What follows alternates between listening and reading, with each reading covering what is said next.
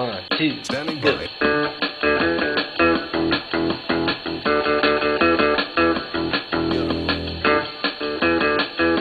You know it. Here we go.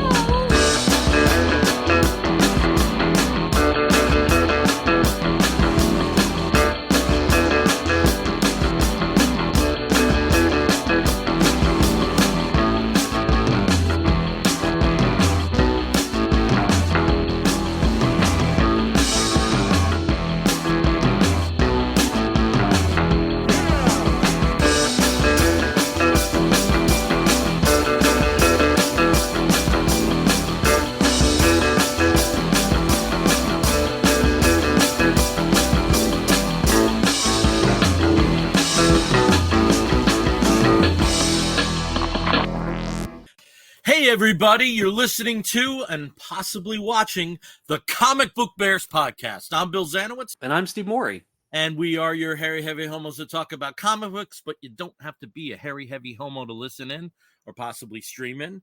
You notice that we don't have brother Caleb this week. He is off doing Arkansas stuff. I don't know how else to characterize it, but you'll notice that we have a different handsome gentleman in this box or this box, depending upon your vantage point there. And this gentleman is Jeff Klein. And if that's a familiar name to you, it might be because of his video series like Beer with a Queer and Outside the Comedy Club. And Jeff is someone who has recently performed in the San Francisco Comedy Competition, the DC Comedy Festival, and the Queen City Comedy Experience. Jeff is witty, sarcastic, self-deprecating, and hilarious. And if you attend one of his shows, you'll listen to hear him talk about his life and not fitting into his community or his clothes anymore.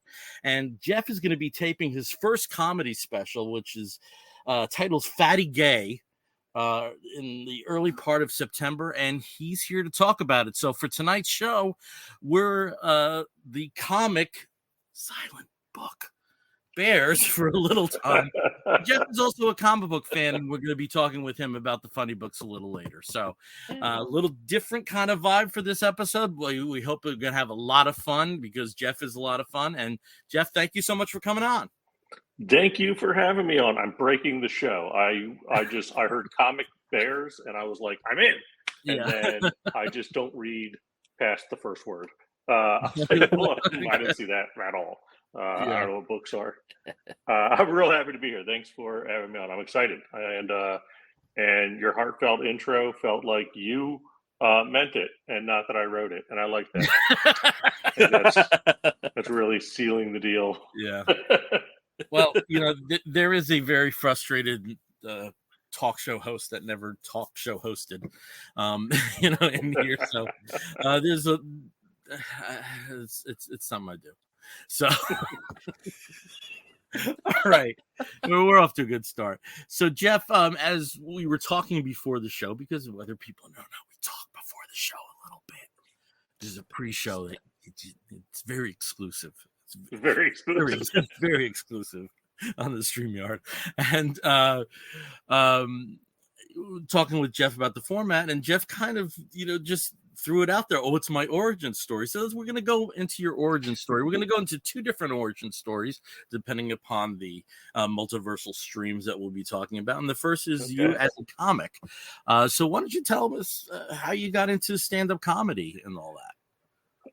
Yes, it's a tale as old as time. I was trying to do acting for a while. I grew up loving stand-up comedy. My parents introduced me to stand-up comedy. I watched the Comedy Central half hours back in the day. I sat and watched Eddie Murphy Raw with my parents because they're good parents. And I turned out fine. And so love stand-up comedy, but I was trying to do acting at the time. And I was an okay actor unless you read the reviews of the movies I was in, and then you will read otherwise. But I was actually in Provincetown, and my boyfriend at the time and I were in Provincetown, and we were hanging out with friends, and they said, what's new? I said, I'm thinking about going to an open mic to see what stand-up's about. And they got me 5 minutes on a show that week. And so then I had to write 5 minutes of material and perform it. And I figured I'm in Provincetown. I'm never going to see these people again. And that was wrong, apparently, because one of the people in the audience is actually, conveniently, it works so well into tying everything together. Has a song called Nerdy Bears. He is a staple in the bear community as a musician, Tom Goss. If you guys ever know him or seen him, one of our at this point I would say occasional guest hosts. We kind of call him he's our Silver Surfer. You know how the Silver Surfer whenever he's around, he's a defender, but he's not around that much. Brian, he knows Tom pretty well, I think. So Tom and I did a movie together just that year, and then the year that I tried stand-up, he was in Provincetown for his song Bears. And so he was there, and so we've stayed in touch since. And so you got to see my first time performing. But that was my first time, and in that moment, my origin story is this. In that moment, I went, oh, I don't have to memorize a script of what other people wrote and said. I just go and complain about things that bother me. I'm just going to do that. That sounds way easier. And that's why I do stand-up instead of acting.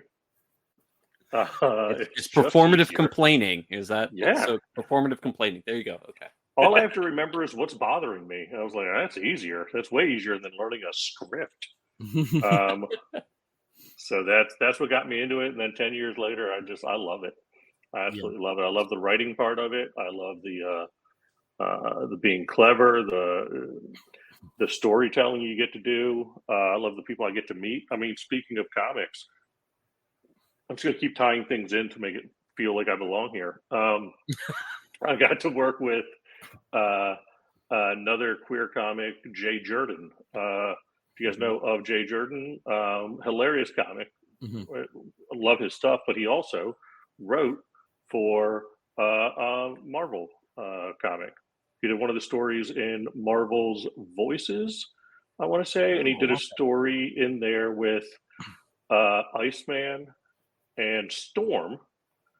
And what I love is when you're reading it, you go, "Oh yeah, gay man wrote this." And yeah, so I did a show with him, and I had him sign the comic book and everything. Which everybody was there to see him do comedy, and I was like, "You're signing the comic book that I bought. This is." I know that we're comics together, but you're signing this before we leave. So I love it. I get to meet people like that. I get to go around. I get to go to different cities and do stupid stuff and complain on stage and get paid. It's great. Now, you had mentioned you were watching Eddie Murphy with your family and Comedy Central specials. And in terms of influences, who would you say is up there on, fairly high on the list, whether it's stuff that comes out in your comedy or not? Yeah, any male comic who has been canceled influenced me at some point. And then looking back, I go, well, I shouldn't mention their names at all. But there's there's a reality to my brother and I had the cassette tape for Bill Cosby himself. And the chocolate cake for breakfast bit is just one of those unbelievable. It's an everyday, you can laugh about it, kids and so on. So my influences were things that what I gravitated towards were things that I was like, oh, that's so relatable to a lot of people. So like Jim Gaffigan's Hot Pocket bit, or Jay Moore used to have a bit about that every house has magic soap. And he goes, if you don't think that's a magic bar of soap, think about where you put it.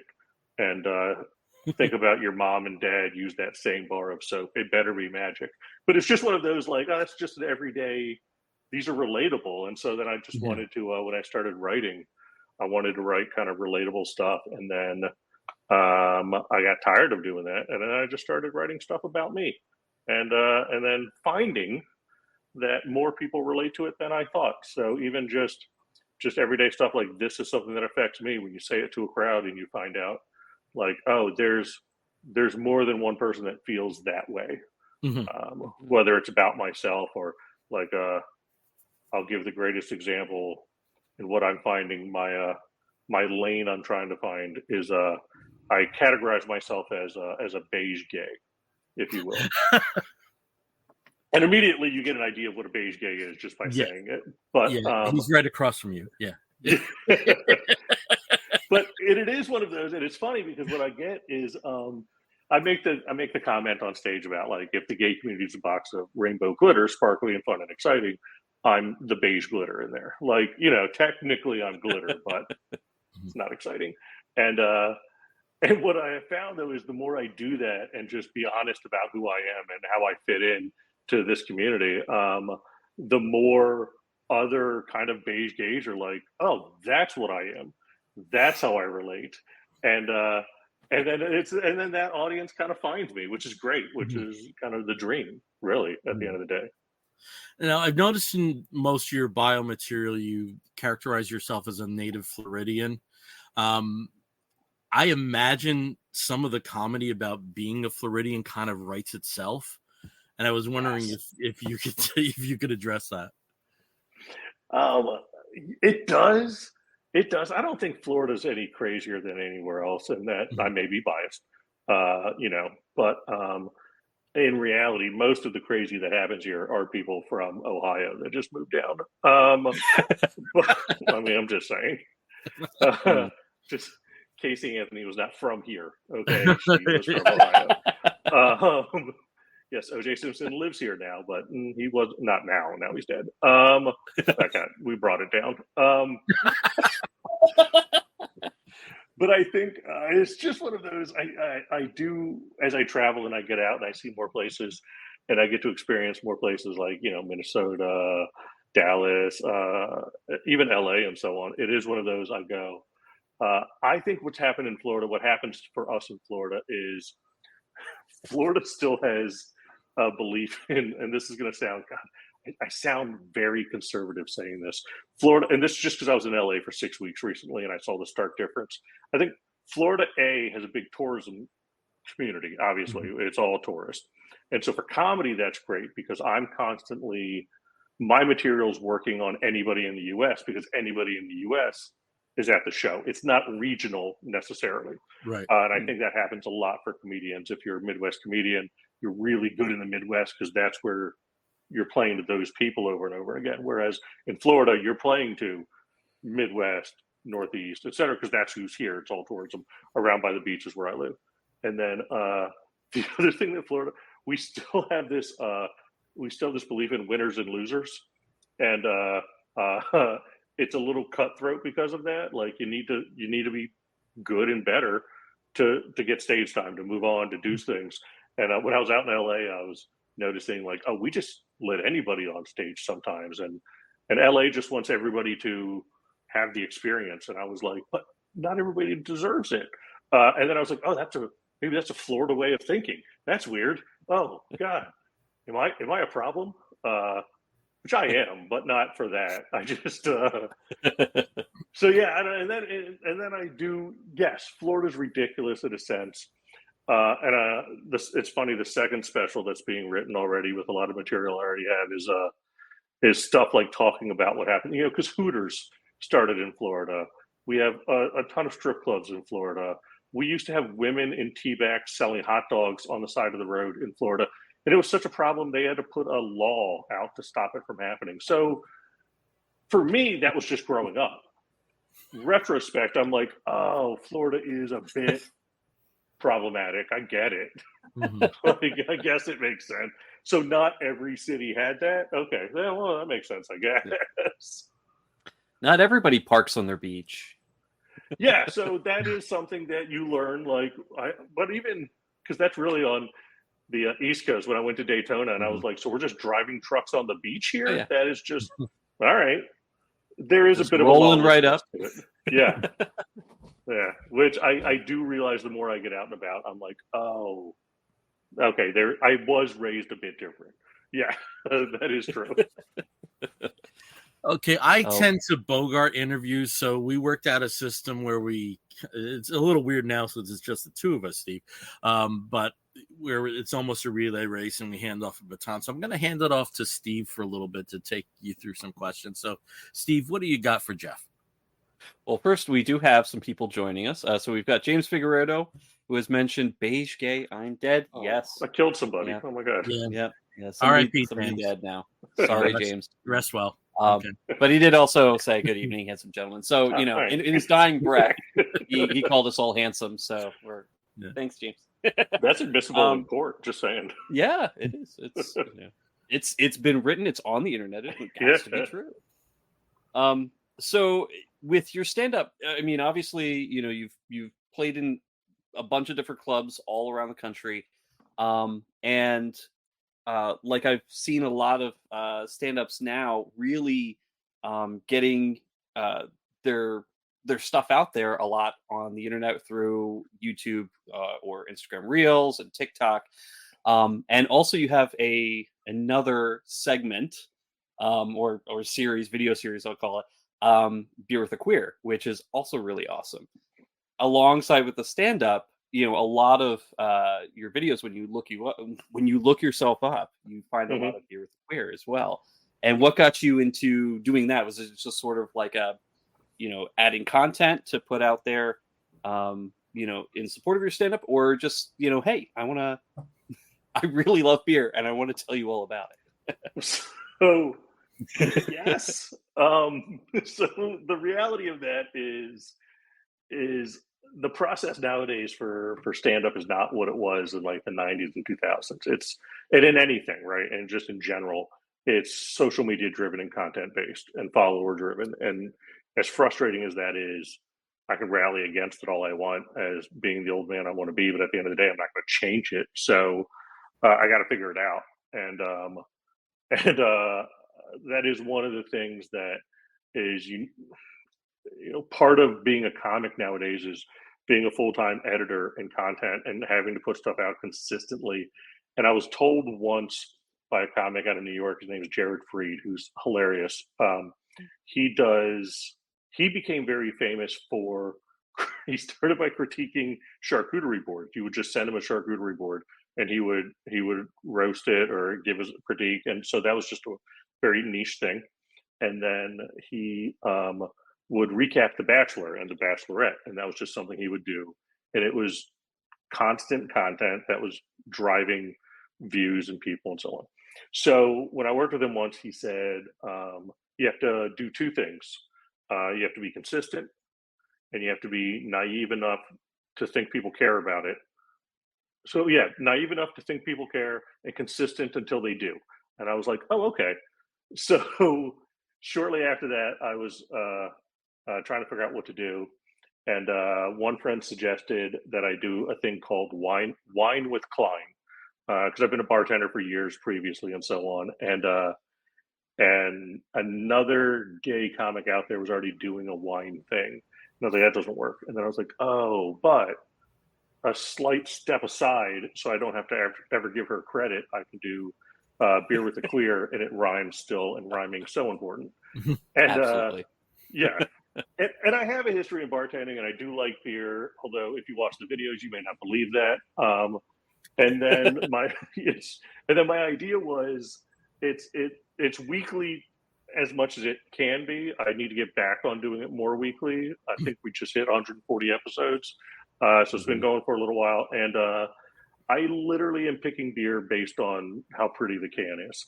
I want to try something. I want it to be the other thing I did was I do video editing. So I had a written show called Outside of Comedy Club that I did, like a little episodic 5-minute episode thing.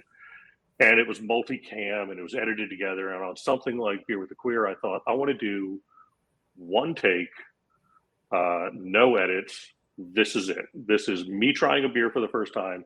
This is whatever's on my head that I want to get off my mind. It's an a la minute thought. And so it's simple, and it's all 5 to 7 minutes.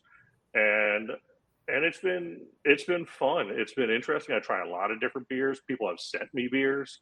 Somebody wanted to send me a beer from Australia. I told him he was dumb. because that's got to get really expensive to do. And then he looked it up and he was like, no, it is. I'm not going to send it. Yeah. But I've had friends from North Carolina and Dallas have all sent me beers, which is great. And I was like, oh, that's a weird thing. And then I'm just giving my address out to random people online. So that's probably not smart, but it's fine. And I was like, it's probably just a beer they'll send. I'll be all right. But they might shake it up before you open it. Yeah, it's true. Yeah. But it was to create content, and then it's become something more. And now I find it interesting when I go into a town, the people that have already seen episodes of Beer with a Queer before ever meeting me, and realizing that it's living on in its own. People don't. When I meet people for the first time and they're like, "Oh, I know you from Beer with the Queer," and I go, "Why?" Because I don't. I was like, "But you don't know me or owe me money, so I don't know why you watched it." But I am accepting that it lives in its own realm now. It lives in its own universe type thing, and it lives on its own, and it's finding people on its own without me, which is kind of an interesting thing and something I'm like, oh, so what I was doing for content and consistency is actually becoming people like the interviews I do on there or what I talk about or my opinion on something. And then some people have even written down the beer recommendations, the 4 that I've liked out of the 140. It's a lot. You know who has pretty cans? IPAs and double IPAs. You know what's a disgusting beer? Double IPAs. And I fall for it every time.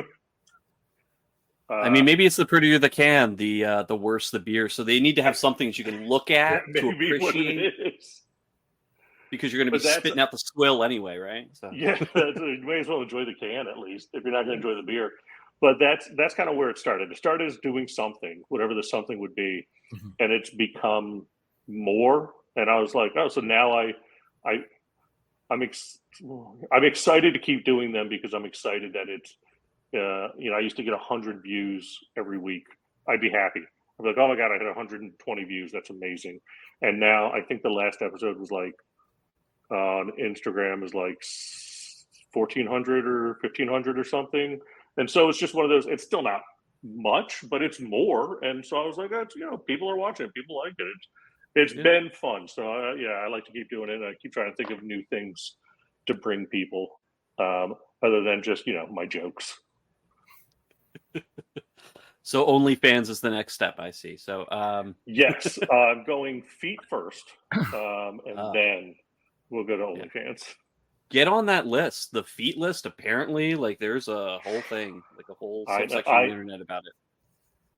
A friend of mine, a female headlining comic that I work with all the time, she is on TV a lot, and she's on that website, and she jokes about it. And that's when I first heard about the website. And I was like, no. And then I looked her. I just wanted to be like, is she joking? Is she actually on there? And she was. And then I felt really creepy because I was on the site and finding. And it was just a whole. I was like, what have I gotten into? What is my algorithm like now? Not that I'm judging people. Not that I'm judging. Absolutely not. No judge. Kink shame free zone here. We do have a couple other suggestions. If you were to say have a companion piece to Beer with a Queer, Vince Tenebra here has suggested Suds with a Stud. I like it. I like it. And then got some laughing emojis from this gentleman who just so happens to be my brother. Just happens to be. But yeah, so I think that's really cool. It is one of the things that I've noticed a lot over the past not even 10 years, like the past 5 years. Yeah. Just the explosion of the social media presence of stand-up comedy and comics who go on to also highlight other things, other interests, which is really great because it kind of encourages and brings people around to see you also not just as a comic entertainer but also an all-around entertainer, right? Somebody it shows really multifaceted. You get to learn other stuff, which is nice. And it's almost sometimes like that they do stand up as kind of like the cherry on top, for I'm thinking like Charlotte Dobra, that right. She has her own thing, but the comedy is something very different. Who's the wealthy woman? Who's that Steve that we like? Oh my God, she's wonderful. She and her brother are both stand-ups. Yeah. But she does a lot of videos. Yeah. It's but and then now. Interspersed with the comedy takes, which are something very different, because I imagine there's things you can do in that format that probably wouldn't lend itself to an extended stage experience. You know, no, that's definitely it's very interesting. It's a very interesting time, and it's almost it's almost like kind of like a punk DIY thing that's happening now. It seems that where it's like you're creating your own landscape, and if people connect in something that there's just like different avenues for exposure, and I think that that terrain in and of itself creates new forms of entertainment, for lack of a better parlance than forms. But it is really interesting. I think it's a really interesting time. Yeah, I think that's very true, and I think what it also has done is it lets your audience find you easier, which is nice. But you hit the nail on the head with there are sometimes, and I'll speak for every single comic out there because I've talked to a handful of them. But there are times like a comic will come up with an idea, and then you know the idea is funny, but there's a reality to, like, is this a tweet? Is this a sketch? Or is this an actual joke I can take on stage? Because they're different, So like you said, it gives you another avenue to, kind of showcase something else. And sometimes the things that we think of that are funny, it's like, yeah, that's really funny, but it takes a lot of explaining, and that doesn't work on stage. But it would look great if we did it as a sketch or something. And so that it just gives us other avenues, and like you said, other venues to show that. Yeah, absolutely, that's real. Yeah. So, when you travel as a comic, where have you found the best audiences? I mean, it's kind of like a lame question, but it is kind of interesting when you talk to somebody who does stand up in different venues across the country. There's usually a very different feel, and you kind of described it perfectly with Florida. Everybody's come, from elsewhere to come and see you, but when you're in those regions, you're pretty much playing to a home audience. What's where do you find a good audience or the best audience? It is, and that's curious. I think the answer to that depends on your comedy and your style, and that's what I really like about going to different regions, because you see the brand of comedy that's coming from there. So, like, there's a real quirkiness of comedy that comes out of Kansas City. When I was in Kansas City and I'm watching these comics, and I was like, oh, you guys are doing it just a little different. And there's a little bit of a quirky to them. And then Minneapolis is really good. They have a great comedy scene, and the crowds there, it's almost like the better and I don't know if it's a chicken or egg thing, the better the comedy scene, the better the comics coming out of there, and the better the audience is. That's one of the things is, like you said, what's the best audience? And sometimes an audience needs to be trained. And unfortunately, a lot of the crowd work videos that are going out are training audiences, in my opinion, the wrong way. They're making the audience is now going like, I want to be a part of a viral video, so I'm going to go help by yelling at the comic, and it's like, don't. But I have a lot of fun in North and South Carolina. I do a club in Greensboro, and they were fantastic. I had such fun there. And Dallas was okay. Houston was pretty fun. LA, it's funny, going into LA, I was like, they may not like me in Los Angeles because I may cross lines, because they may be too sensitive there, because there's a lot of paying attention to make sure people aren't insulted there, and that's even on stage. But I found that they related to me fine, and I had some really good shows while I was out there. So I can't say that I found that, but I could see that it could happen if you were less adept comic, if you weren't as critical on the writing as I try to be. But yeah, my favorite ones have been, I would say Minneapolis. Those guys, they were great, and then North and South Carolina both were a lot of fun. And I think it's and I joke about things in North and South Carolina about the South, like I call out the flag and so on. And it's weird when I do that joke outside of the South, even in Florida, but especially the crowds get real tight. But in the South, I feel like they can laugh at themselves. They don't pretend like we don't know what you're talking about. They're like, well, yeah, that's us. And I think it's less taboo to talk about. So that makes it a little bit looser of an audience, I would say. I would say one of the worst audiences is in Chattanooga, Tennessee. They are rowdy and ready to just they are rough.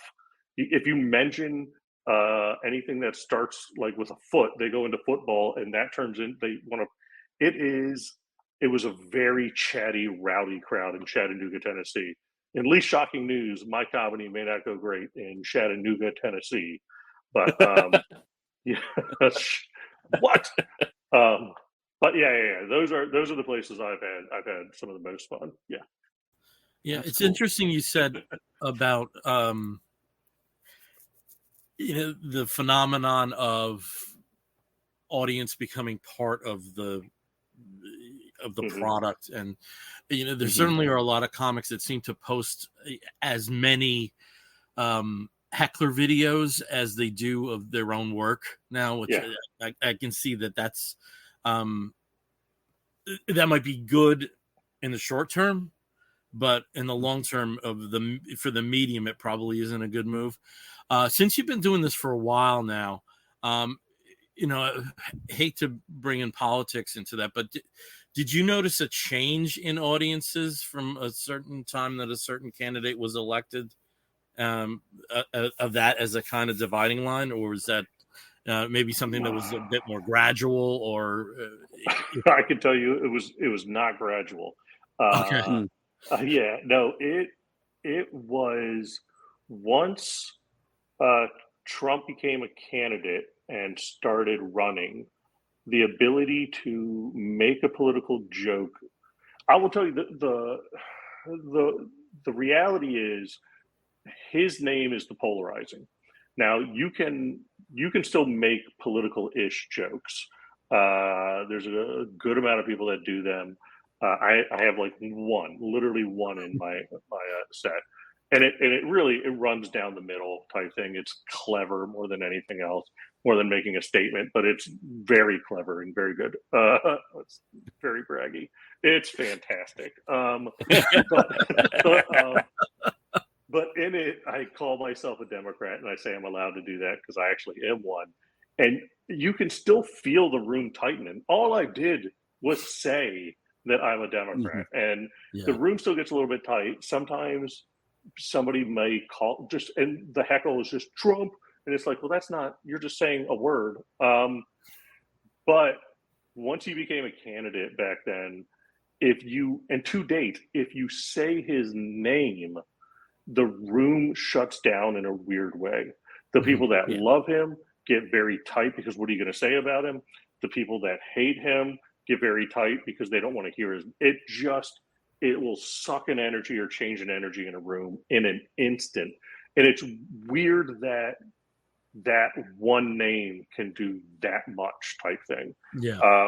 Where and to the point that if you start making fun of Biden or Kamala, it still creates tension in the fact that people think you're going to bring up Trump next. Like, it's such a overhanging aura of it, and it definitely it was not gradual. It was as soon as it started, the rooms changed, and it just took it out of it, and you just can't. I don't feel any reason to bring it up or say it because again, once you do. Now you're performing a different show at that point because the room's different. But no, it's definitely palpable. You can tell it as soon as it happens. Yeah. And then, go ahead. Really...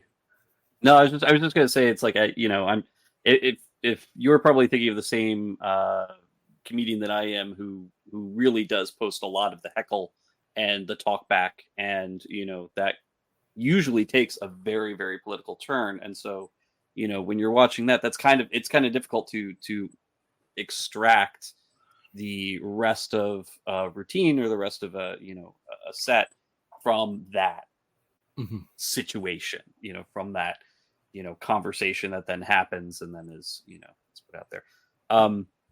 But yeah, I mean, that is kind of difficult. And I like how you said that the audiences are being trained and have been trained. I mean, this is something where when you go to a comedy show, and there's a lot of really great documentaries that talked about this, especially looking at the Comedy Store out in LA. Like that was, they kind of talked about how series was great. Yeah. Oh yeah, it was amazing. Like just going like the different rooms and like what kind of audience is in each room and what they expect out of their comedians and what they want to see versus what they get and how they react to it.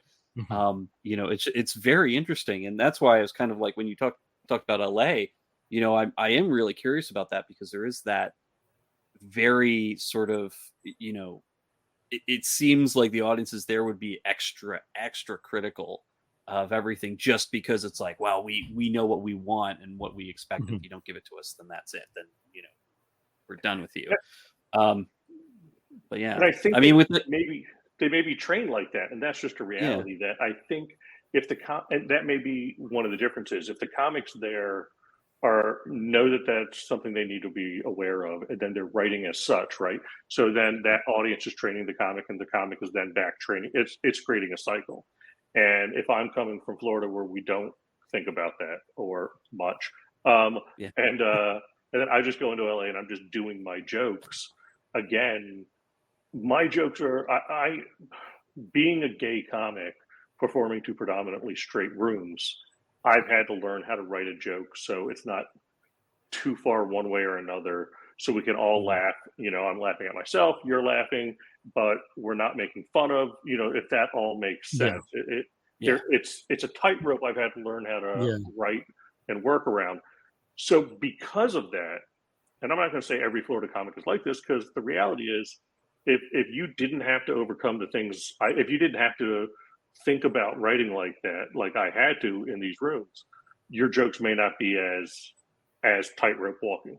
So when I take that joke into LA, which typically that audience may not be ready for it, or the comics may not be wanting to do something like that, and then I make a joke, and I'll give you a quick example of it. I make a joke about being a Democrat in Florida, raised by liberal parents. They're so liberal, they're trying to abort me still. And so that is a touchy subject, I finished the joke by saying that I want to get rid of the joke, but they tell me I'm not allowed to. So that's my political joke. Now, again, actually makes fun of both sides going on right there, makes a tiny little statement in there. Nobody can really be upset at that joke. I cover everything in it. That type of joke probably wouldn't be written in California because you're aware the audience is, you can't say abortion in California. That would be insane. You can't make fun of it, blah, blah, blah. But that joke worked in California because I wasn't trained not to do that on those audiences, So sometimes I think the good thing about getting out of your city and going to other cities is you get to see, and those audiences get to see something else that, and they're like, oh, well, maybe we can laugh at more things and so on. So. Yeah. And Bill, I think you were going to say something else. Well, no, I was just going to comment on something that you had mentioned about, how you, the way you tailor the writing, not to harken back to the political thing that I brought up, but for a long time, things have changed a little bit, but the adage was why conservative comedians didn't work is punching down isn't funny, whereas punching up almost always is. But it's also interesting that you were talking about that because it sounds like the punching up is also you punching yourself, and that must be an interesting way of approaching things. So it is, and I think what happened for me is, and stay tuned, everybody. We're getting to the comic book soon. I think what happened for We me need a break, too. was I was trying to do just plain comedy like everybody else, and then just wanted general, like we said, matter of fact, relatable to everybody. And I could watch my friends go on stage and just talk about their relationships, and the audience is just, you're on board, you're going, it's fine. Mhm. And then if I tried to do that, I lose the audience. They're not paying attention to that joke as they're processing what they heard, and now they have to decide, well, do we have a problem with gay people or not? Now where are we at in the, do we? So then so I had to think, how do I write around that? So now, then at that point I was okay, I have to add a joke about me being gay, that now we've got the information, we're still laughing about stuff on the set. And so that's when I had to start figuring out how to write so I don't lose an audience and I'm able to keep Right. going and not lose a step in everything. So that was one part of it. But then I had to start thinking about, I also don't want to get a cheap laugh that is at the expense of the community, because I owe the community more than that, right? So I then have to pay attention to what I'm saying on stage, and not just being like, oh, let's laugh at gay people. And it's like, well, no, we're not going to laugh at gay people. We're going to laugh at that I feel like I don't fit into the community. Well, that's something we can laugh at, because we can all laugh at that. That's something personal type thing that I can put in a comical way, in the beige glitter way, right? A beige gay. So then straight people can get on board and go, oh, like, I'm not in the gay community, but I can understand that. I can understand maybe not fitting in. I can understand. So that's where my kind of maybe overthinking, but overwriting came in, where I look at some other comics, like I said, friends of mine that are straight, that can just do, for lack of a better term, figuratively and literally, straight comedy, and just go up and just do the joke and not have to overthink it. And the blessing and the curse is, curse is I have to overthink it, but the blessing is I'm a much better writer because I've had to overthink it for 10 years. So, yeah. Yeah. All right. Well, I mean, it is one of those things, yeah. The very exciting thing is your first comedy special. yes. And I'm just going from my experience, you see there's gray here. I'm old as sand. And I kind of predate that a little bit. I was like, my first exposure to what would have been the comedy albums. And the first one I remember, which is effectively a comedy album, was the video that went along with Robin Williams for the reality What a Concept. You mentioned Eddie Murphy, child of the 80s. I can recite everything from Delirious and Raw, backwards and forwards. So in terms of comedy specials, now that you are conceiving your own, what are some that may have been a big influence? Not necessarily in format or the terrain that they cover, but just in the general vibe.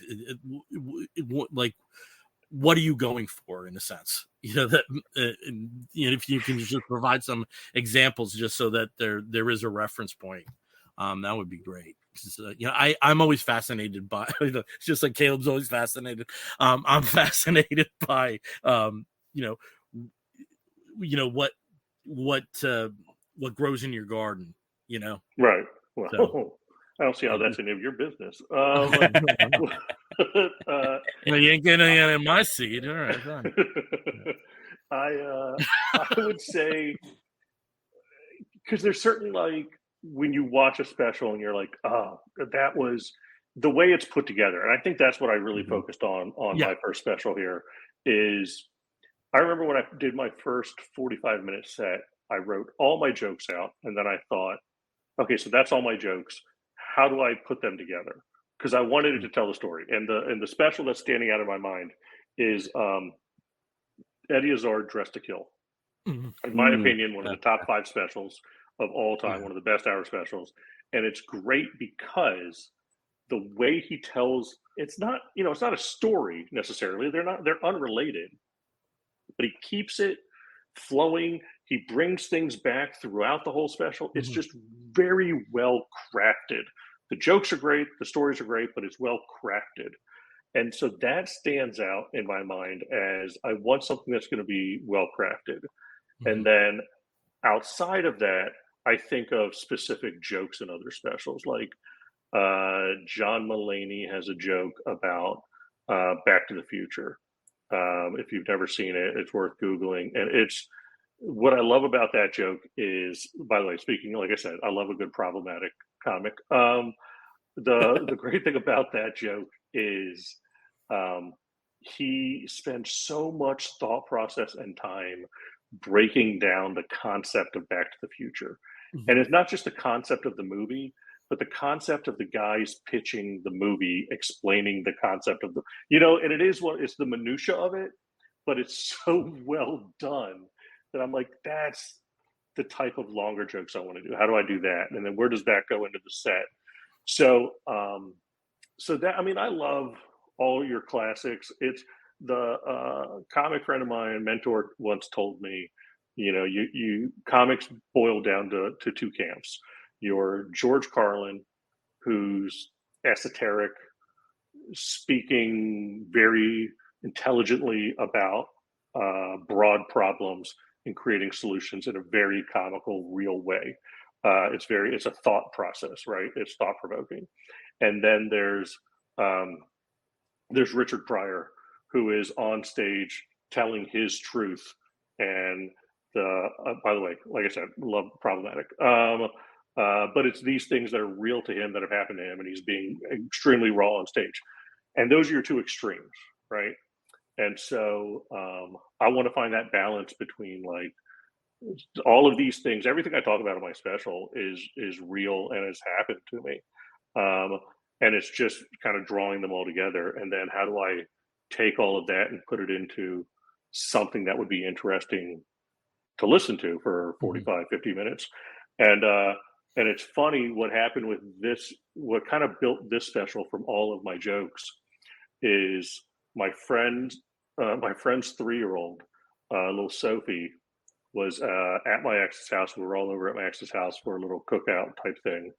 And she was learning French. And she had just learned how to say that she was tired. And of course, we get over there. My boyfriend Matt and I get over there. Kara's already over there with Sophie. And Bob, my ex, just goes, "You have to ask Sophie how to say tired." And I was like, "Are you tired, Sophie?" Because she's learning French. And the French word for tired is like our word fatigue. But it's pronounced fatigue. But when you're a 3-year-old saying it, she looked right at me and went, "Fatty gay." And I was like, "Well, that's rude." That was a trap that I fell into, and it's rude. But immediately I also went, and that's going on stage at some point, and you'll get no royalties. And so I created that into a joke, and I created that into a thing. And then as I started putting together the idea of a special, that joke kind of became the linchpin. So it's almost like the first half of the set, I talk about the pitfalls of being out of shape, and you're going to the doctor. And as I would assume both of you know what your friends and family say when you shave your beard off, and how they feel about it. These are all real things that we have to deal with. Yeah, it's hurtful what they say to you. And so the first part is kind of the fatty part, the talk about that and how clothes don't fit and so on. And then the second part is me talking about dating my boyfriend from the South, and some perils of my ex that I had, and so on. And so it's kind of the gay part. I talk about the relationships with men and so on. So all of a sudden I was like, oh, this joke, if I name the special that, it's a play on words, it's fun, it helps describe me, and it kind of maps out what the special is. Without me having, kind of creates its own map for it. And now I can just plug and play.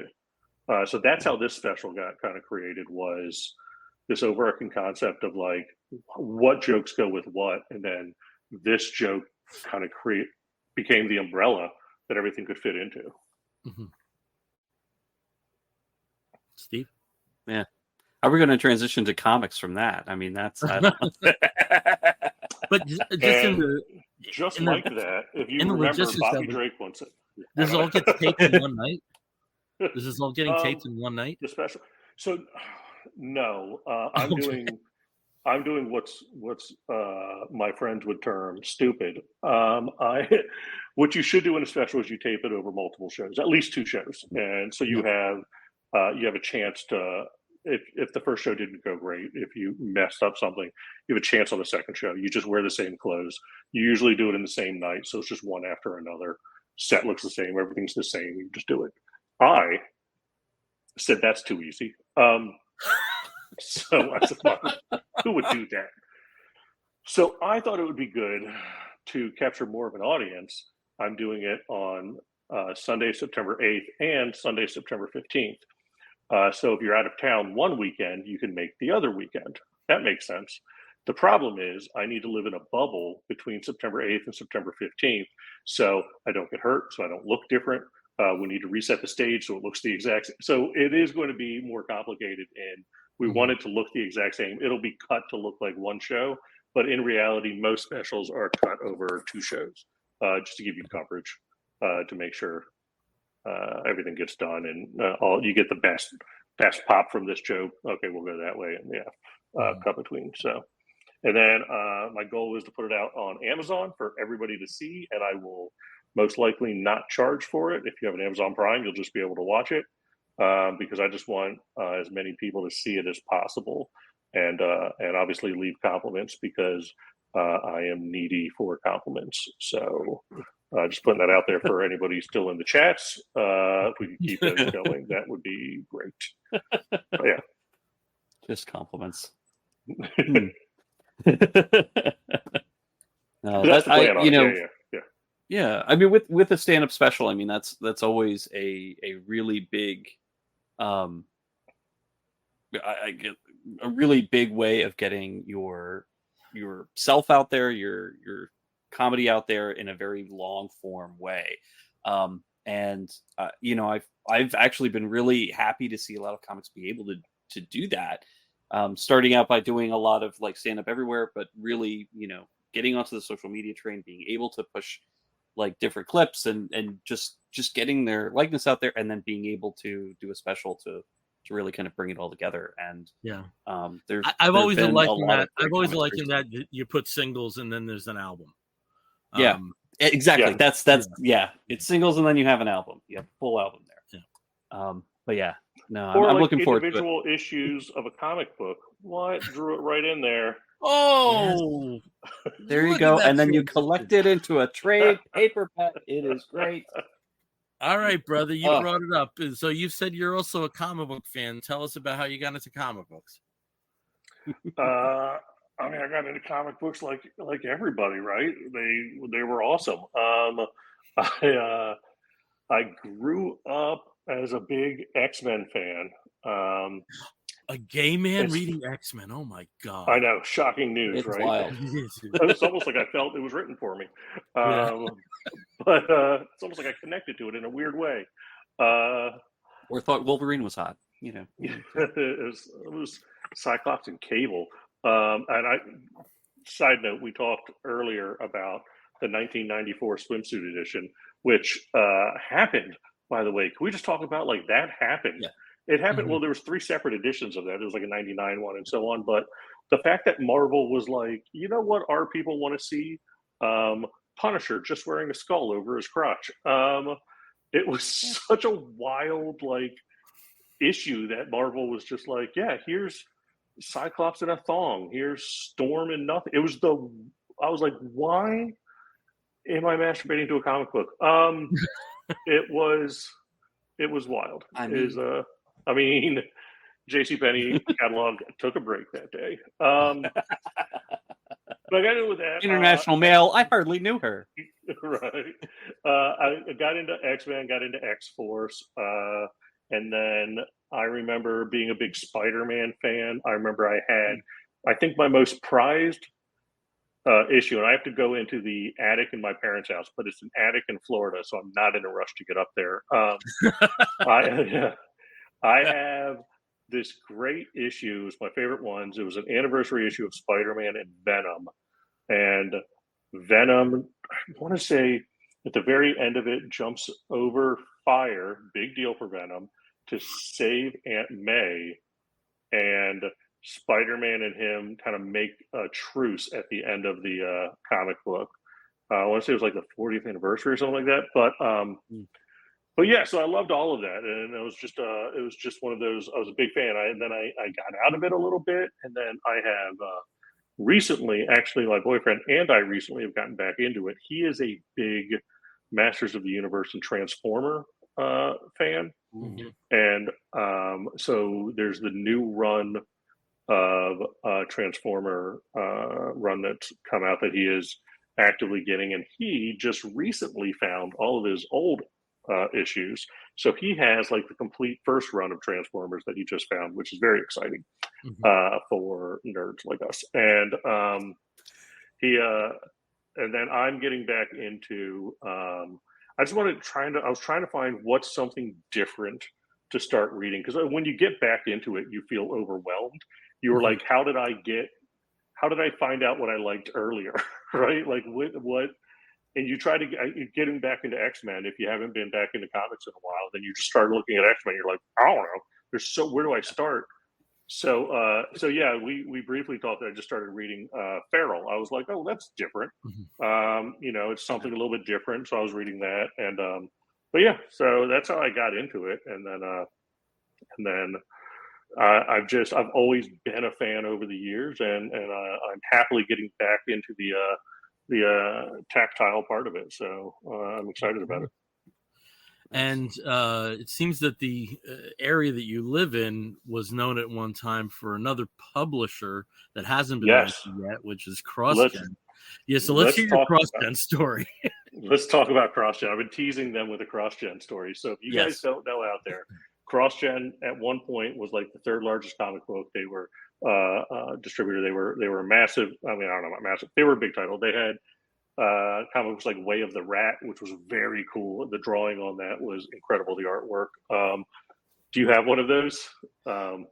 Yeah, but keep talking with your story, because I think it's better if I introduce what I have later. So here's how I learned about CrossGen. I got a call from a friend of my dad's, and she was like, hey, do you want to come audition to do a voiceover role? And I was like, yeah, that'd be awesome. And I didn't want to go by myself, so I just grabbed a friend of mine from high school who did a bunch of plays with me.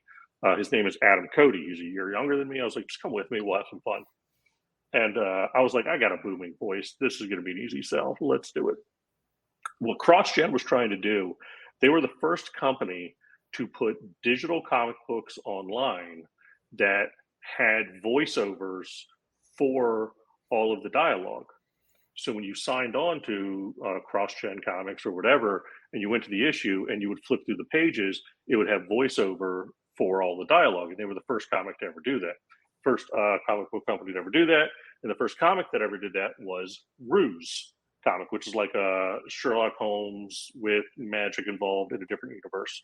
And so when you go in for a voiceover audition, I learned this is my first time doing it.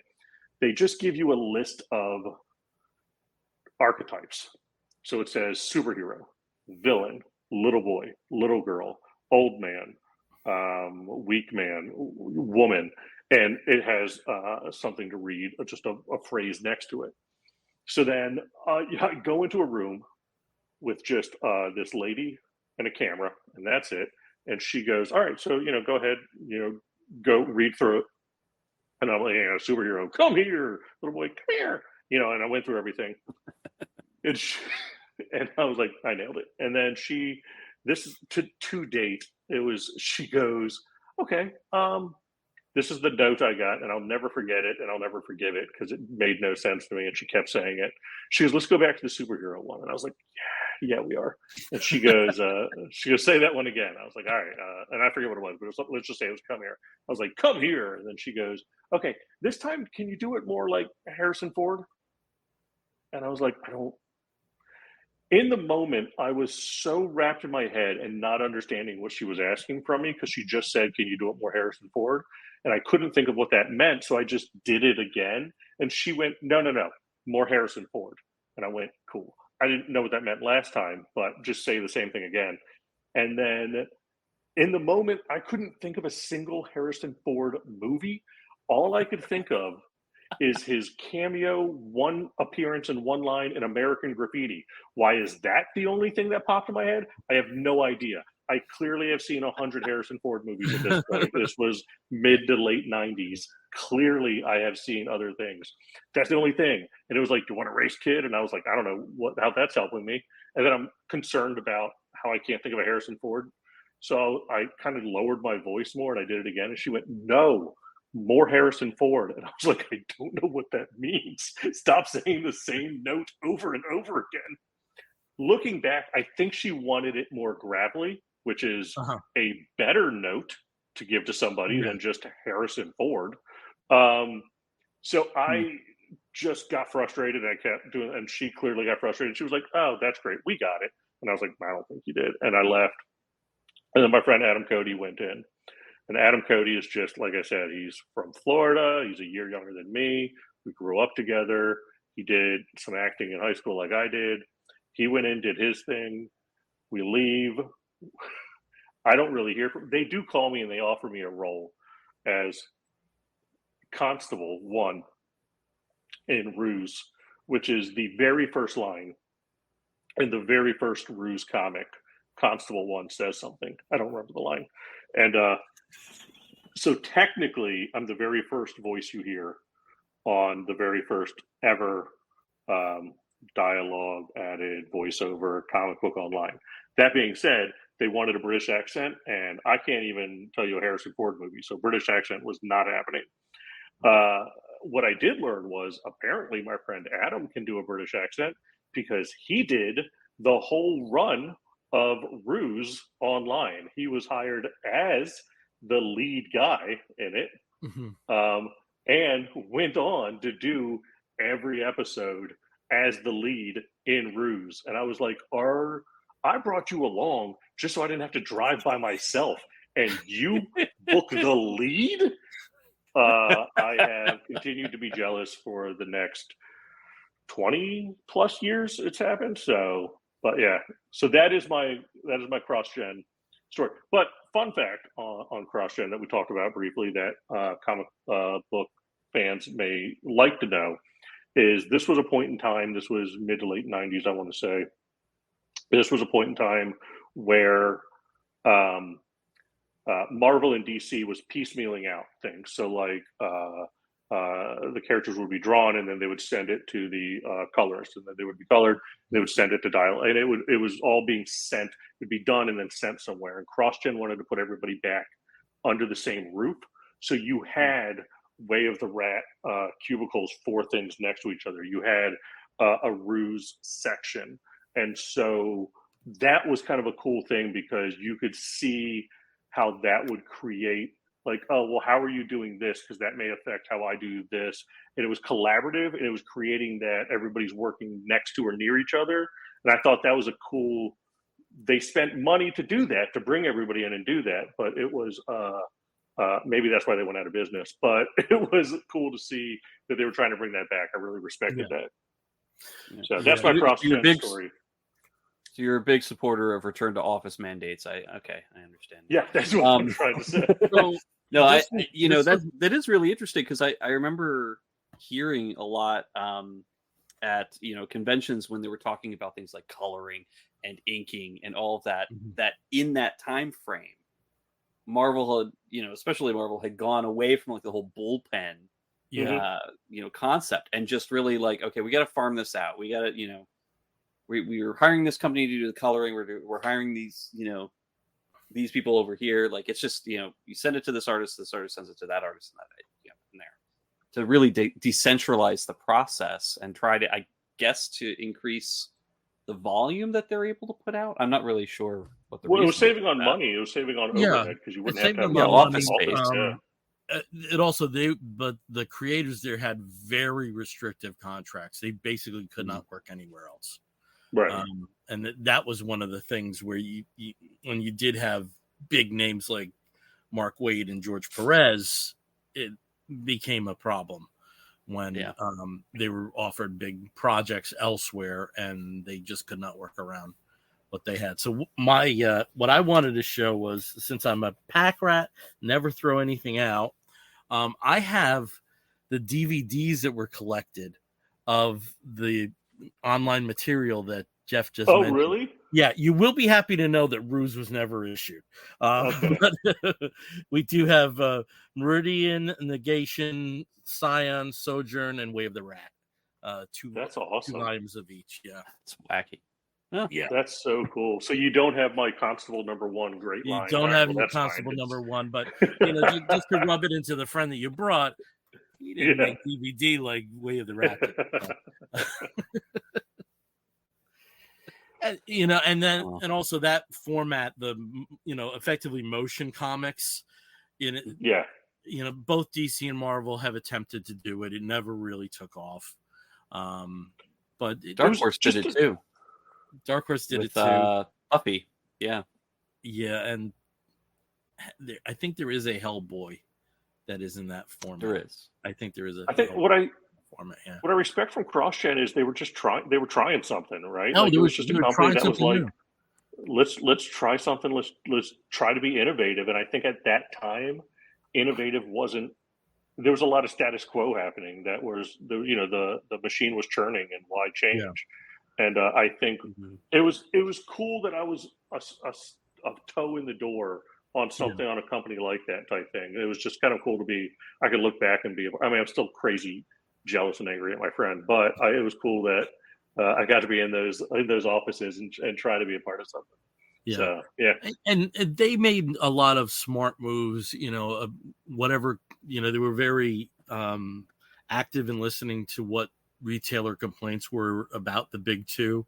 And they established very close relationships with a number of stores, getting products to them way early, sampling, providing samplers. And also, Steve, I think we've talked about it. They used to have books like Edge where they would collect like 4 different issues of current comics, and they were like kind of in the manga size format, so that you cater to the collector edge in it, but it's not the flimsy comic book. It's something that's a bit more respectable, or at least at that time. Right. It's a bookshelf. It's a bookshelf book as opposed to a short box book. Like, I think that is definitely something where a few companies kind of saw that as an in, especially looking at how popular manga started getting, and that still to this day remains. That's definitely something where you can have like, hey, I've got a bound book, and I can put several different comics in it, and you can put it on the shelf, and it looks neat, but it also hooks people into actually being able to read different stories and different, follow different, different series. But yeah, that's pretty cool. CrossGen unfortunately was becoming popular and was doing all their work while I was not reading comics. that was my gap. Like my gap decades were really between like 95 and 2010. So unfortunately I missed out on a lot. Well, sadly, you don't have to spend a lot if you want to enjoy it. They ain't expensive. So. Oh, but now I gotta, now I've got to find time to read them. So that's that's impossible. That's exactly. Absolutely impossible. Well, you mentioned reading comics, so why don't we, Steve and myself, talk about some current comics? And I know I have a hook in for my book if you've been reading Feral, and Steve, I think you definitely have a hook in if Jeff has been reading X books. Oh yeah, definitely. Yeah. So let's start with yours. Oh, okay, sure. We'll start with yours. Speaking of X books, Jeff, you mentioned that like it's really hard when you're jumping in when you haven't been reading, especially X-Men. I think X-Men more than anything else at Marvel. If you haven't been reading X-Men for a while, how many reboots and how many like world-ending plot and mutant shakeups that have occurred since the last time you read X-Men, it can be almost impossible to tell what's happening, what's going on. Well, recently Marvel just had the entire Krakoa saga, and they just finished with the Fall of Krakoa in in June, and so now in July and August we're getting brand new number ones. They're starting everything over again. They've just wiped away the past 5 years. They mention it quite a bit, but they're like, we're not going back to that. And so now that you have the new status quo in all of the books. And so they've actually been bringing back some of the titles that haven't really been in play or have been in play in very different capacities over the past 5 years. And one of them is X Factor. And X Factor, I have to say, was one of my favorite X books when I was reading X-Men as a kid. So I loved the original X-Men team, but I had only read it in sort of classic X-Men reprints, usually as referred to, because most of X-Men Classic, when they were being printed, concerned themselves with like the new X-Men group from 1975 and on. So they were always referred to like the original students, and here's the original 5 and all of that. And when I discovered X Factor originally, I went back and I was reading back issues and seeing how that original group of 5 X-Men, had grown up. Like this was their Nightwing moment. Like they were an independent team. They were doing their own thing. They were kind of government sponsored, but they also had like these crazy adventures, a lot of them involved Apocalypse, and all these things were happening, but they were adults. Like they were really something that had kind of like thrown off their original. And then of course they had the Muir Island saga, and X-Men essentially rebooted itself again in the early 90s with Jim Lee's X-Men and the new Uncanny X-Men Gold team and all that stuff. And that's where Peter David came in with his new team of X-Men led by Havoc, with Polaris. Rain was in it. It was a really great, strong guy, random character, Guido, strong guy. But it was just, it was a really great book and a great title, and a great concept. With all the great concept. It was fun. Yeah, it was fun, but there was also a lot of emotion into it because Alex was always unstable for something or other, and Rain had a lot of very severe trauma that she was constantly slashing things to try to work through. Yeah, and I'll always maintain that was the best written Quicksilver ever. Oh yeah. I mean, Quicksilver, like almost as a character, like almost didn't really belong there, but he fit in with this group, and it worked. After years of being like on the Avengers or whatever, but it worked somehow. And that was a really great time for reading X books. Since then, they've been rebooted multiple times. There have been multiple versions of X Factor. Peter David came back and wrote all new X Factor several years ago with some great art by D.G. Domenico. It was just really, a great book, but it never lasted. Since the original run of X Factor, there really hasn't been, well, I take that back. During the time that I was not reading comics, there was a long-running X Factor series. But since I started rereading, getting back into comics in the early 2010s, it really hasn't been able to last very long. Like they would have to stop, restart, reboot, have a new series, new volume, blah, blah, blah. I'm hoping with this new one that this is going to be a long-lasting series. And the concept right now is a little bit interesting. And I know, Bill, you've read this too. And Jeff, did you get to read this as well? Not yet, no. No. I'm going to look for so it. I'm going to be spoiling it. Yeah, I'm going to be spoiling it. But I do want to pitch this book because I think that it's got a good promise. It's got an interesting, good premise to it. And that is X Factor's been reformed. You've got a character, Roger Broderick, who is working with General Mills in the U.S. Army. And General Mills, why, Mark Russell? Did we bring up this general? But anyway, Kellogg's, I guess, was busy. But it's just really an interesting idea that they're going to restart the X Factor, another government-sponsored team, but they're also going to bring in private sponsorships as a way of repackaging and rebranding mutants to a post-Krakoan world, where mutants up to this point had been, for the past 5 years, have been these, godlike figures on their own little island, running their own country and essentially saving the world with, pharmaceuticals and all sorts of things. And then twisted and turned into the world's worst villains when it came out that they were that they were immortal, and that the pharmaceuticals were then poisoned by Orcus and all sorts of things. So it's just like, mutants are terrible again. And so the idea is like, hey, no, we can have like a superhero team that we can control the message with, but also make mutants palatable again, just to kind of bring them back to the public. And of course, within like 4 pages, that's off to a bad start. They introduce themselves in sort of like a TikTok red carpet kind of way, and immediately are beset upon by 2 opposing teams of protesters. One group of protesters that's like, go away, mutants, and the other one that's like, all mutants that are like, you're an embarrassment. You're totally going against or the whole idea of what it is to be a mutant in this country or in this world right now. And it's just not going over well. We've got the new team here led by Angel, who's also a co-owner technically by being a major sponsor. We have Rain again. We've got Fire Fist. We have Cameo, who has shape-shifting abilities, and I can't remember it's something, yeah. Zyber. It's basically Zyber. So kind of like a iffy, maybe late 90s kind of name. Zyber. It's worth mentioning Fire Fist is Rusty.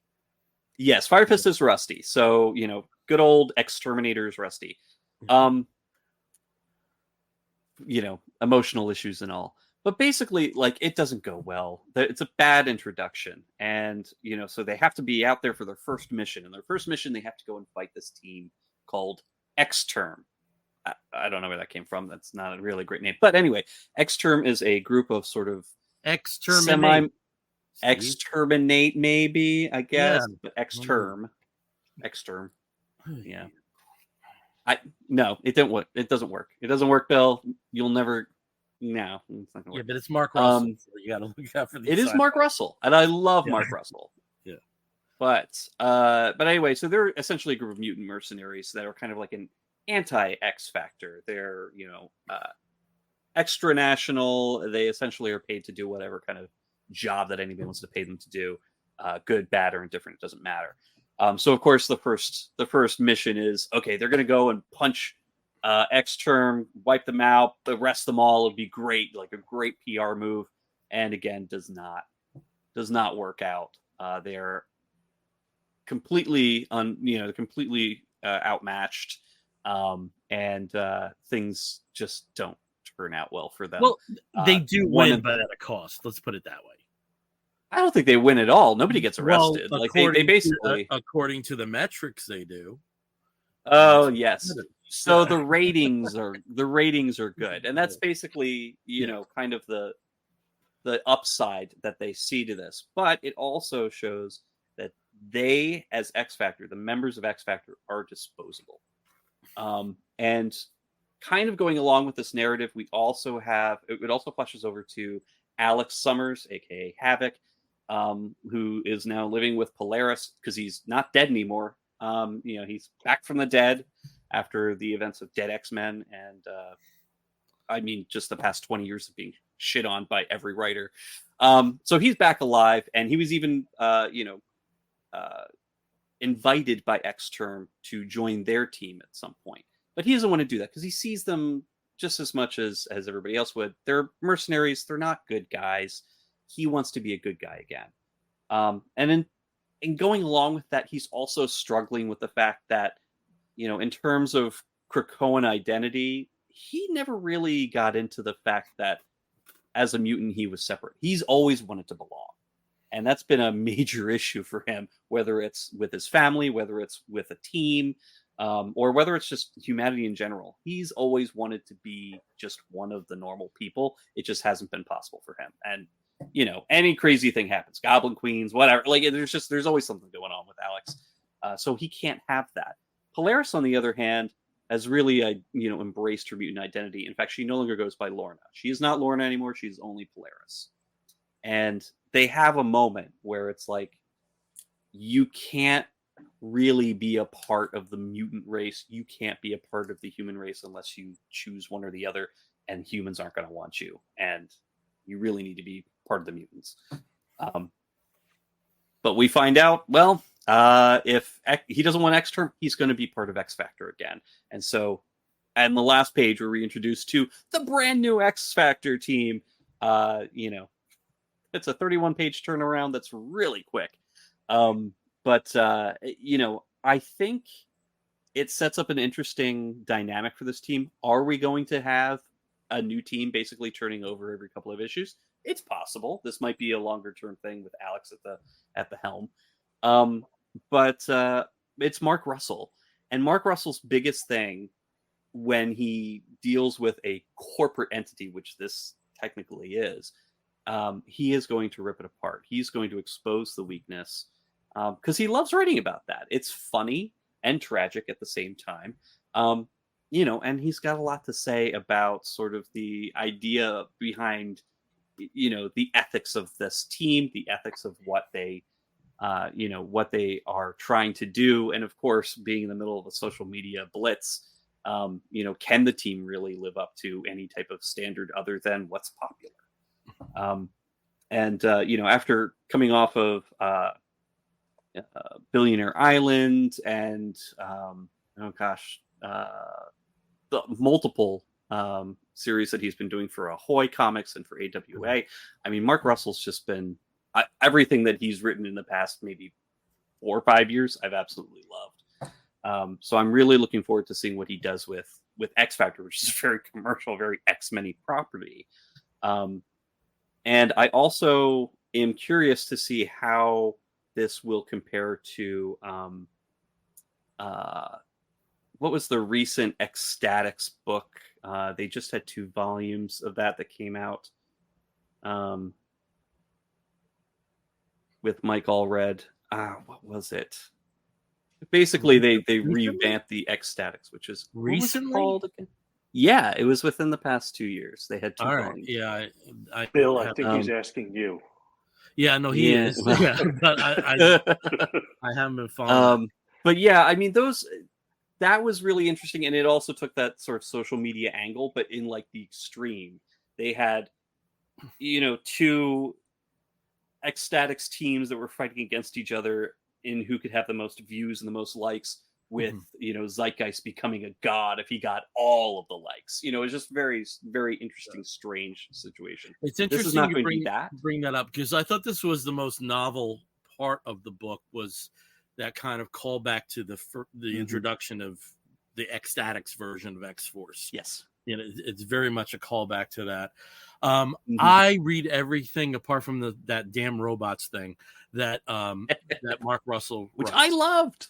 And I didn't grab me in the first issue, and I didn't, but you know, everything else in terms of the DC and Marvel work, I pretty much read. The thing where he has been very lucky is a lot of his stuff isn't bound by continuity. The Space Age and the Dark Age with Superman and Batman, and you know, even something that is within continuity but is so quirky and to the side, like One Star Squadron. I think is, you know, it's like he's in his own you know, sandbox. This has to connect, and I don't know if it was that made me whelmed instead of as he said, I was whelmed. You know, apart from really appreciating it, I felt a lot of the terrain. It was, God, I said terrain like 3 times tonight. I'm sorry about that. But a lot of the landscape that he covered in this was covered better in Prez. You know, there's a lot of there's alignment between Prez and this in terms of the role of social media and, you know, just basically the zeitgeist that currently exists right now. That the issue is numbered 1 is kind of a misnomer, because like this would be the perfect 0 issue given what transpires in the story. So I'm definitely going to stay with it. But this was the first time in terms of in terms of the books of his that I've read, and you know, again, as I said, there's just one is book that just didn't connect with me, and I just didn't continue with it. Mm-hmm. But apart from that, it's been everything. That I do think it's definitely going to be worth sticking around to see what happens. I thought the best parts of the book were the 2 pages with Havoc and Pearl Iris. I think those are without a doubt, because they're both Freudian bonus coupons. There's a lot up here that is just it's too much for one couple to handle, and it's always been that way. So it'll be interesting to see what transpires, because it looks like though Polaris is not a team member, she does have a role in the story, so that's going to be interesting how that transpires, at least from the shadow, at least from whatever shading we have in the coming soons. So I'm reserving full judgment on this, but it's the first time I felt with Mark Russell that I've read this before. This is the first time I felt that way with him. So. Well, I think part of that too, I've been reading a lot of his output on AWA. So Rumpus Room and the one-shot Death Ratioed. Death Ratioed is specifically about the role of social media in, in understanding what the self is in society. And like, it's a very, very written large, just like that that Black Mirror episode where people downvoted. If they didn't like you, they would downvote you as a person. Death Ratio was specifically about that, where people could downvote you to death, and just death rate to ratio to death, essentially. But he's been talking about like how team dynamics work with personalities in Rumpus Room. That was a very interesting way of doing it. People who were, in a life or death situation and held captive, and how they interacted, who, how they worked together or didn't work together. And with the social media stuff that he's been exploring since Prez, I think that there's something here that could potentially be great. This was a good introduction. I want to see it go further. I want to see how he can play with this and not be too tied to, the greater editorial insistence of Tom Brevoort and, the X-Desk. So we'll see. But I did love the art. I absolutely have to say Bob Quinn did a great job with the art in this. It's just, very great character designs, beautiful line work. Jesus Bertov was on color, and Joe Caramagna was doing the lettering for this. And I think as a first issue, I think it was a great introduction. So, okay. We'll see what happens with it. I'm going to give it a big shot because, again, it has X Factor on the cover, and I have to X Factor. So, anyway. Okay, I'm going to go over to the other one of the big two for my book.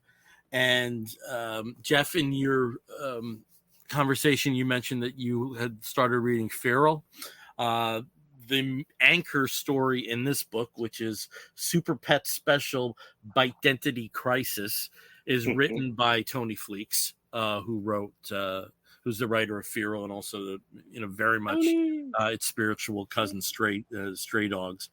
And what we have here, and Steve, I apologize that I did not bring this to you earlier. The main story, as you see in the front there, we have Bitewing, who is Nightwing's 3-legged female dog, and interesting. This is the second time we brought up Kansas. Barbara and Dick Grayson are going to a wedding in Lawrence, Kansas. So while they are in state, they decide they're going to drop Bitewing off to stay at the Kent's farm. Okay, with Ma and Pa Kent. And the thing that is interesting about Ma and Pa farm in Smallville is that one of the barns also doubles as the headquarters of the Super Pets. And if you can see here, we've got Crypto, we've got Ace the Bat Hound, we've got Gleek, we've got Badge, the chipmunk, the second chipmunk, Green Lantern, we have Bat Cow, and we have Jumpo, Wonder Woman's Kanga. And they were all set to go on a mission, but it turns one of their members is missing, and that's Streaky. So they draft Batwing to become a new member to help them find Streaky.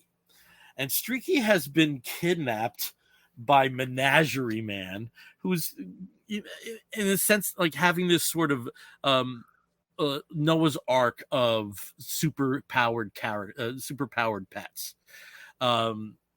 And it's a very simple story. They go off to his ship where all these animals are.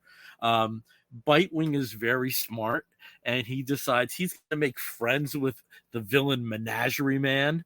Now, Menagerie Man was a one-time character in the Super Friends comic. So, and you know, you can see this chest here. So there's interest, you know, in other ways. And he's got chest here. There's interest. Basically, they rescue him, and then we're also treated to a page where basically every superhero character in a superhero pet character in any form of DC makes an appearance, from Wonder Dog, from the Super Friends to the Penguins from Batman Forever. It's all in there. It's a really nice tribute to the nature of the super pets. Why Batwing doesn't choose to stay a member of the Legion of Superheroes is a last page treat. So it's a very clever, fun story. Nice palate cleanser if you've been reading, you know, especially after X Factor. You know, like you know, paranoia is on high. All right, I'll go to the animals. That's fine. There are other stories in this book.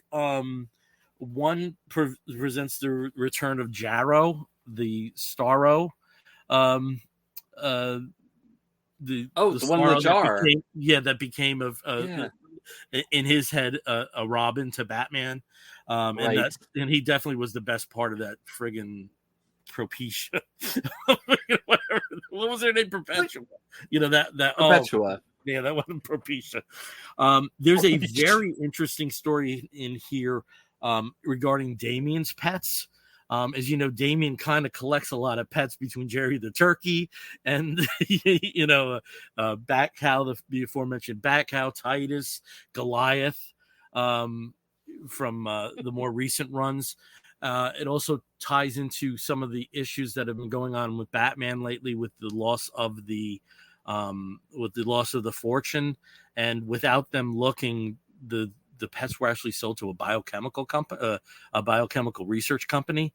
So they're not happy with Damien. They make their escape because they're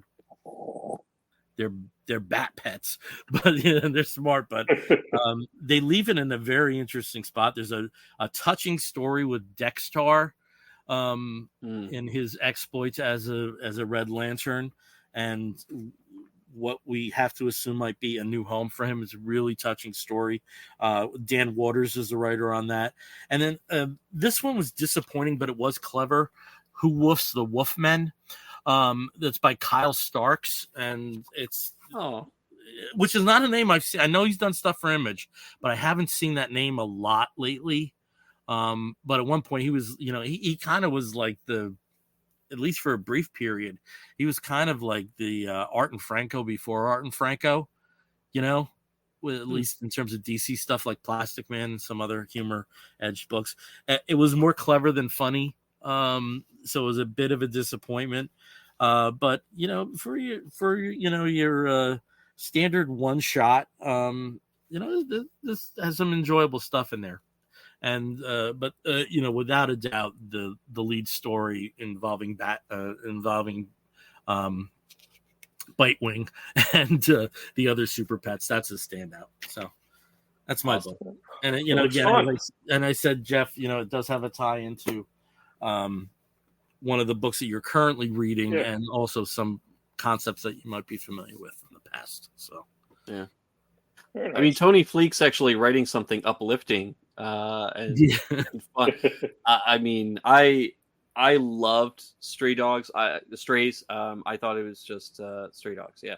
I just thought it was so impactful for something that looked like it was right out of a Don Bluth cartoon, with Trish Forster and his art together. It just looked like, oh, this is a really fun book that's just filled with murder. No, it's not. But It was I love brilliant. that. So yeah. Absolutely. And the only reason I'm And not Feral reading seems Feral to be the right now same. is I'm just waiting for the trade on that, because same, that's the same. way I really enjoyed. I so enjoyed more Stray Dogs in the collected format than in the single issue. So I decided that's how I'm going to go with Ferals. Stray Dogs was one of those things. I just when I opened up the first page, I did not put it down until it was just I just had to breeze through it and then flip back. But like, those were long 4 to 5 weeks between issues. Yeah. So I think I'm doing the right thing with Feral. Yeah. All right, well, let's start wrapping this show up, and when we start wrapping this show, what? We have a book. Jeff, did you want to talk a little bit about Ruse? He talked about Ruse. Oh, is there more you want to talk about Ruse, though? Yeah. Oh, I covered. Okay. I feel good. Yeah, Good. that's what I'm talking about. I'm sorry. All right. Yeah. Don't do that again. All right. I have the image ready to go. Yeah. Steve, tell Jeff your nickname for me. Wow. For him, boss. Yeah. He'll get that. He'll get that thing, and it's just sort of like, okay. He just when he doesn't do as he's told, it upsets me. All right. So anyway, so we're going to start wrapping the show up, and one of the stops we have on the road to wrapping the show up is where we show off something called our Geekettes, stuff that we may have gotten since the last episode, since the last time we joined you, that are somewhat in geek alignment with the geek world, whatever. Steve, I see you have a poster behind you. It was something that you're kind of known for at this point. Yeah. So the new poster this week is Task Force 7, part of the Absolute Power collection of miniseries going around for the event right now. I have read the first 3 issues. I know, Bill, you read the first 2. It's from the villain's perspective for the most part. They are, it goes back and forth between the villains, the Amazos that are hunting them, and then the heroes that are on the run. They are very standalone-ish, but there is a single through story with Steve Trevor not breaking into, but essentially getting into Waller's organization to break it apart from the inside if he can. But yeah, for my other Geekette though, I went and I picked up one of the DC Compact Editions. This one is for Batman Hush. The reason why I do not have Hush, it came out at the time that I was reading comics, and I also don't read a lot of Batman, but I felt like I probably need to read this because it's Hush and everybody loves Hush. It's a cornerstone issue, yeah. It's a cornerstone story at this point. Yeah. The one disappointment, obviously, this is what a lot of people talk about, the fact that it is compact, so they are smaller pages. The art is shrunk down a little bit, but it is all still maintained with the same aspect ratio. So you just might have to squint a little bit, I guess, but it's good. And then also, right before the show, I checked the mail and got a new issue of Drumsticks of Doom, and also John the Westhoff CPS. usually tunes in. Yep, and then the CPS issue with the possessed and confused one shot. So okay, cool. I thought it was kind of cool. Yeah, all right, cool. And also, why don't you mention to people what the price point is for those DC books? Yeah, the DC Compact Editions are all $10 a piece. So, and you can sometimes find them cheaper if you go to certain online distribution, including Hamilton Book. Yes, Hamilton Books has a few Hamilton too. Book, yeah. And they are coming out with more as the year goes on. There should be, I think, another 2 or 3 they're releasing in September and October. So yeah. Okay. Yeah. All right. I'll briefly go over. My Geekettes are tied into an event that I went to this past weekend, which was Mego Meet. Mego Meet is in connection with the toy company. Best known for the world's greatest superheroes, the 8-inch line, but Mego did also a lot of other things. And there was a nice balance there between the classic Mego stuff from the 70s and early 80s with the newer stuff, and my purchases are along those lines. This was a toy line I never had, despite being a huge Little Rascals fan as a kid. So I could not pick up for the price that was offered Spanky from our gang. And then I had a pang of regret that I didn't pick up anything. So I went back to get Darla. Darla was sold. So I got Buckwheat. And then it was a 2-day event. And on the third day, poor little Alfalfa was the only one left, and I decided to adopt him too. These came out initially in 1975, and 75, because that would have been the first time they had that logo there. And as I said, as a kid, I never had these for whatever reason. Don't know why, but now I do. And then in terms of the Remigo, again, the company in 2018 became active again. They're putting out new 8-inch action figures. I get the DC ones as soon as they come out. Marvel is coming next year. So a lot of people are very excited about that. But I got some other characters. I got the Alice Cooper 8-inch figure. And just because you just can't pass up positivity, I also got Ted Lasso. So that was one of my gets at Mego Meet. I would love for them to come out with a Nardwuar figure so you can put the Alice Cooper and the Nardwuar figure together on the shelf. Just, I don't think as a way of having them make up. But there is Steve for you in one of the upcoming waves. I know they've had like Willy Wonka, but there's a property, and I will tell you offline what it is that I think you're going to be very excited about. But I can't say it publicly. Sean Cody? No, I can't say it publicly yet because it was whispered to me. So whisper. Okay. I didn't know that Bear Films was coming out with their own line of Migos, but I guess it was. Yeah. All right. Stop it. Jeff, do you have anything along these lines that you might want to show off? I actually do, and I had it handily next to me, which was very convenient. But just last week, I got in, because everybody loves Uno, I got in a Masters of the Universe Uno. Ooh. And the animation, the illustration is as such. And I was like, if you're going to play Uno, have some fun with it, right? Battle Cat's there. Here we go. So yeah, I just happened to get that in, and like I mentioned, Matt's a big Master of the Universe fan, so I was like, this will be fun. Yeah, so got in some fun Uno cards that just a little something different. That's fun. Motu Uno. Thank you, targeted ads online. They are evil, yet they are sometimes useful. Right.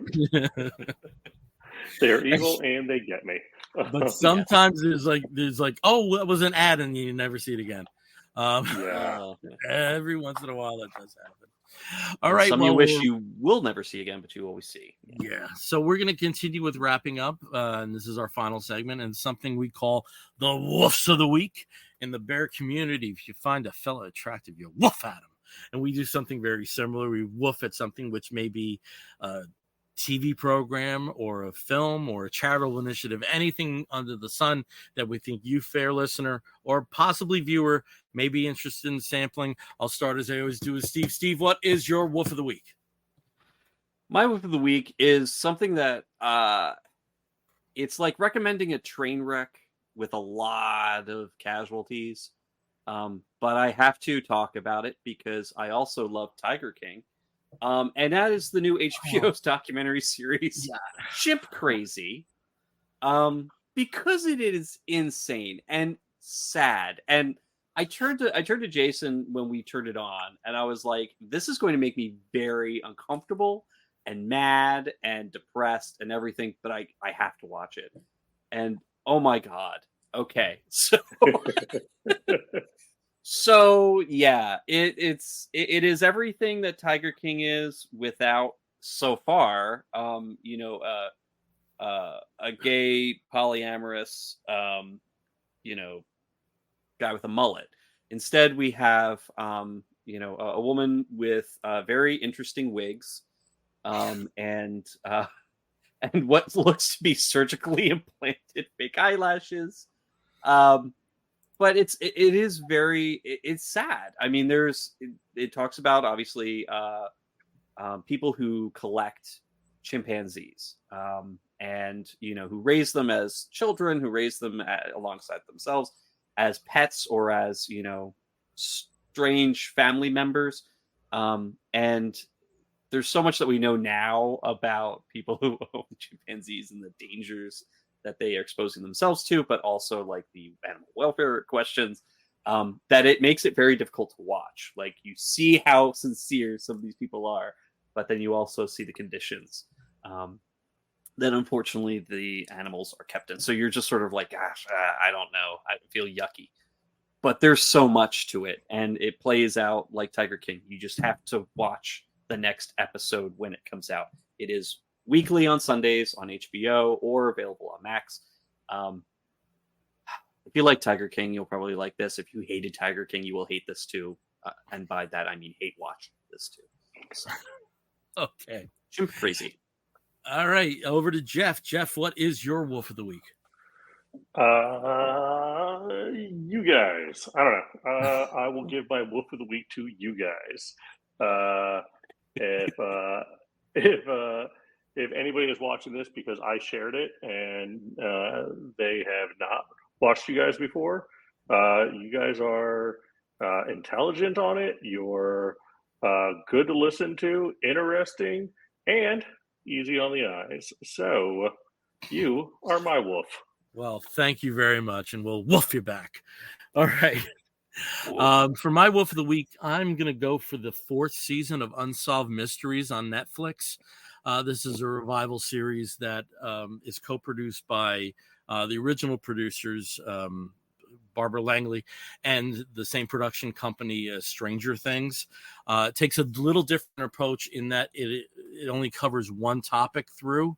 But these are really well-made documentaries. This time around, we have episodes that cover the Mothman, Jack the Ripper, the murder that took place only about, I would say, 12 miles from here in the 1970s at Trent State College, which I had never heard about. Really interesting unsolved mystery about a severed head that was found in the early 80s in Pennsylvania, which may have been tied to a medical supply company. Again, these episodes are really well done. They're very haunting. There's one episode from the 2nd season about a lobbyist that went missing and then later ended up dead at my alma mater's dumpster. That I've watched that thing again and again. It just has a very well thought out way of presenting these stories, and like Unsolved Mysteries can scare the shit out of you when you were younger, and this still does that. Even if they're just talking about rounding the corner and opening a bag and there's batteries in it, there's always something it's like terrifying about the way that they present it. So that's the 4th season of Unsolved Mysteries reboot on Netflix. That's my wolf of the week. All right, Jeff, thank you so much for joining us. If people want to find you on the interwebs, where would they go to? I try to make it real easy for everybody. It is That Jeff Is Funny, and it's thatjeffisfunny.com. I figure if enough people have to say that Jeff is funny, it's going to make it true. So that's using Oprah as the gift. Manifesting, yeah. Manifesting it through mass peer pressure. But yeah, please find me online, find me on Instagram, TikTok, say hi. And I love meeting new people. So I appreciate you guys having me on here. Right. And if people, and also definitely look for your comedy special coming up. Yeah. So on top of that, for people, are tickets still available for people that want to see one of the two films? Yeah, tickets still available. Especially first show's filling up on the 8th, the 15th still has a good amount of tickets available. So if you're in the area, you want to come out, definitely come out to it. It's going to be a great thing to be a part of. And then after I get it up on Amazon, I'll let you guys know, obviously, and we'll try to get people watching it. So, all right, looking forward to it. Awesome. Well, thank you for joining us. I assume through Jeff, there may have had some people that normally don't watch our show or listen to our show. So thank you for joining us. Again, we have the Comic Book Bears podcast. You can find us on most of the social media sites as Comic Book Bears. You can find us on Facebook as Comic Book Bears Podcast. If you want to listen to us, you can do so through Apple Podcasts, through Spotify, and many of the other podcatching platforms. If you want to write to us, please do so by sending an email to comicbookbears@gmail.com. If you have been watching us through Facebook Live, and correct me if I'm wrong, Steve, this also went out to Twitch tonight, correct? Yeah, Twitch and YouTube. Excellent. So please like and subscribe. And I guess until next time, I'm Bill Zanowitz. I'm Steve Morey. If you're listening to the audio version, you're going to hear a woof and an explosion. We'll be back in 2 weeks. Take care, everyone. Woof.